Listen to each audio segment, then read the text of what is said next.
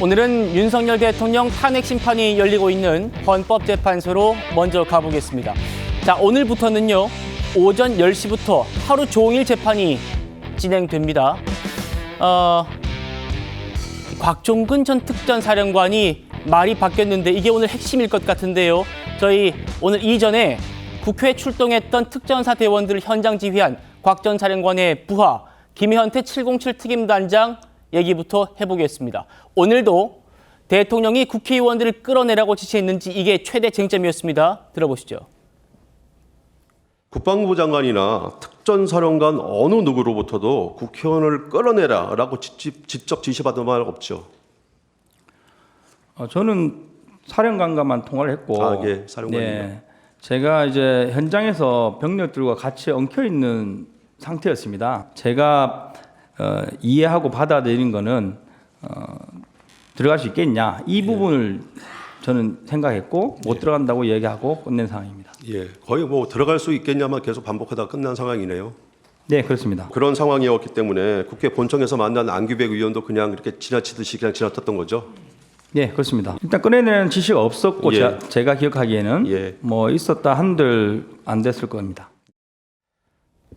최진영 변호사님, 김현태 단장 얘기 좀 바로 보시죠.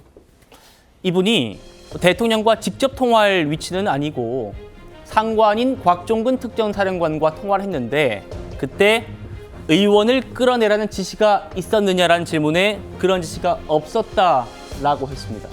그리고 제가 기억하기에는 그런 지시가 있었더라도 실현되지는 않았을 거다 이런 말도 했고요. 다음이요.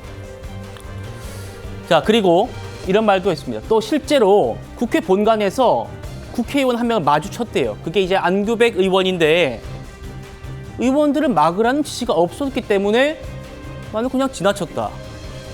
자, 그러니까 대통령 측에서 의원 출입을 막으라는 지시받은 바가 없어서 지나친 거 맞느냐? 재차 물으니까 그렇다. 오늘도 지난 기일과 똑같이 대통령에게 유리한 직원들이 좀 나온 것 같아요. 그렇습니다. 핵심적으로 오히려 그 국회 측 반대 신문에서 뭘 물었냐. 그럼 왜 갔냐라고 했습니다. 그랬을 때에 김현태 특임단장은 위로부터 지시를 받았는데 국회를 어떻게 보면 침탈 세력으로부터 막기 위해서 갔다라고 했습니다. 그리고 그 이후의 상황은 추가적인 어떤 임무를 맡았을 때 한다라고 했는데 그렇기 때문에 국회를 외부 세력으로부터 침탈되는 것을 막기 위해서 갔다. 당연히 그렇기 때문에 윤 대통령 측에서 주심을 했을 때에 국회의원 출입을 막기 위한 내지는 안에 있는 사람을 끌어내거나 체포하기 위한 그런 목적은 전혀 없었다라고 하고 있고 예. 만약 그러한 요청을 받았다면 어떻게 했느냐? 안 된다라고 단정적으로 얘기했습니다. 결국 그 과정에서 그러면은 그 예전에 국회에서 얘기했는 것 그리고 본인이 지금 12월 10일이었습니까? 어떻게 보면 임의로 그 언론 인터뷰를 했던 것이 그럼 뭐냐라고 했을 때에 뭐라고 했냐면은 그때 민주당 국회의원들이 다그치듯 얘기해서 얼떨결에 라고 했지만 실질적인 맥락은 그와 달랐다라고 얘기했습니다. 결국 기존에 있던 얘기가 중요한 것이 아니고 헌법재판소 공개된 법정에서 원고 측, 피고 측, 국회 측, 윤석열 대통령 측에서 주신문과 반대 신문을 통해서 나타난 객관적인 진술, 객관적인 증언, 오늘 이것이 실체적 진실에 가깝다고 봅니다. 예. 다만 뭐 끌어내라는 지시는 없었습니다만 계엄을 해제할 수 있는 요건이죠. 국회의원 150명이 넘으면 안 된다라는 얘기를 듣긴 했습니다. 라는 진술도 했습니다. 들어보시죠.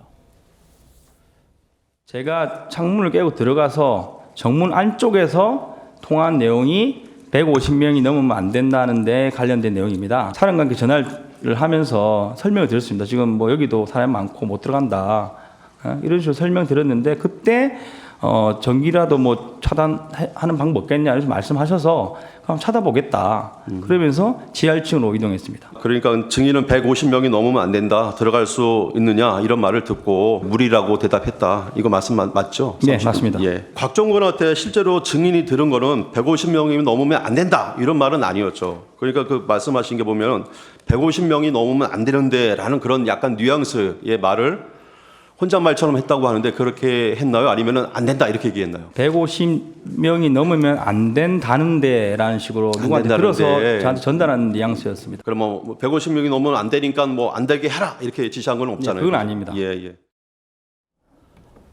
자, 그러니까 이 재판이 진행되면 진행될수록 뭔가 말들이 좀 다듬어지고 좀 정제화되면서 그동안 우리가 알려졌던 것과는 다른 얘기들, 그런 게 좀 나오는 것 같아요.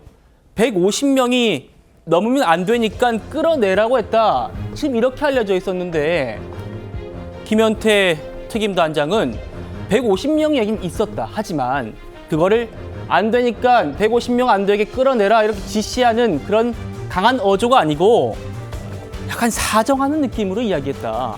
신조연님. 예. 특전사령관이 현장 지휘관에게 지시를 하는데 지시가 아니고 사정하는 느낌이었다. 이것도 좀 특이해요. 우리가 이제 정확한 팩트를 좀 냉정하게 봐야 되는데 곽종근 특전사령관이 오늘 그 헌법재판소에서 한 얘기 중에 제가 그 가장 중요하게 봐야 될 것이 본인이 그 통제실에 들어가서 이제 지휘를 했는데 마이크를 시종일관 마이크를 켜놓고 했다. 근데 대통령 또는 김영현 장관으로부터 받은 전화, 그게 이제 뭐 스피커폰으로 켜놨던, 요즘에는 스피커폰으로 켜놓지 않더라도 옆에 있는 사람이 뭐라고 하는 게 들릴 정도의 그 음량이 됩니다. 그래서 그게 마이크가 켜놓은 상태이기 때문에 자신들이 지휘하던 군 병력들에게 거의 생중계되듯이 됐다. 그 얘기를 한 거예요. 그러니까 강한 어조가 아니라 약간 사정하는 느낌으로 얘기했다라는 것은 예를 들면은 곽종근 특전사령관이 대통령 또는 김영현 국방부 장관으로부터 받은 지시를 그 부하들에게 전달하는 과정에서 저렇게 했을 수 있다라는 얘기고요. 그다음에 이제 국회의원 끌어내라는 지시는 없었다 했는데 여기서 우리가 한 가지 꼭 그 규명하고 가야 될 것이요.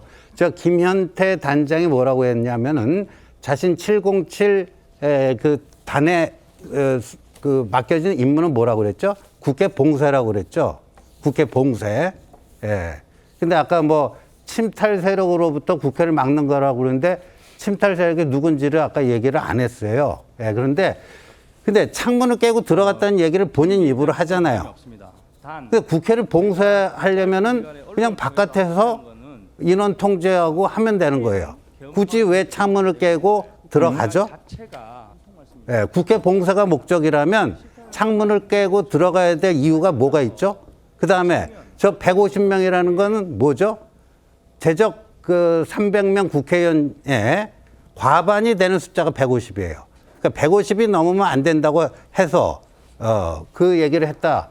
그런데 국회의원 출입을 막으라는 그 지시는 없었다.